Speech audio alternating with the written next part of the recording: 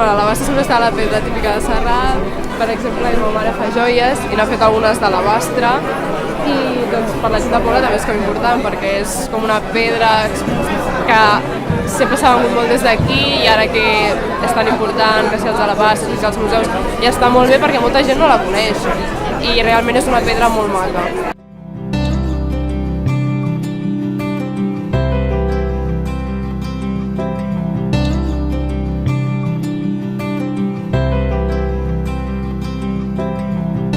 El que més m'agrada de la fira és l'ambient que hi ha. L'ambient? Sí, familiar i bueno, que coneixes molta gent, que vens a saludar, que te trobes un any i l'altre.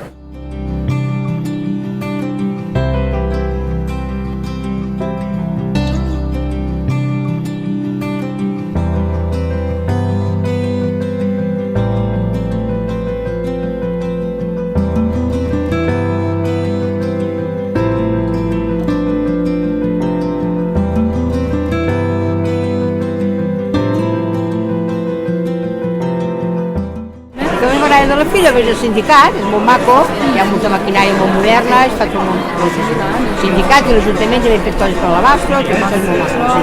I les parades, tot és bonic.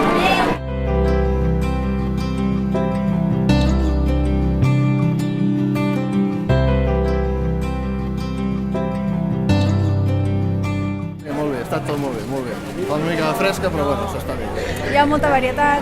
Hem anat al Museu de l'Alabastre, hem anat allà a l'Ajuntament, que no l'havíem vist. Sí, hem anat allà. I ara doncs, hem vist aquí al carrer Major, ara anem allà al carrer l'Hospital.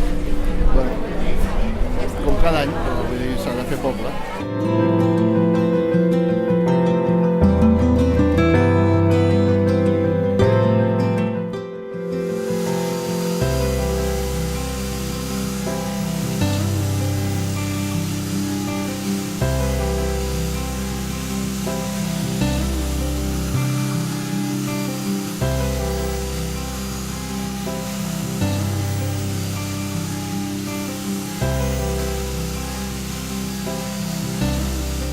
Des de fa uns anys que es va incorporar el del tas de vins i llavors jo crec que des del tas de vins ve més gent i està bé.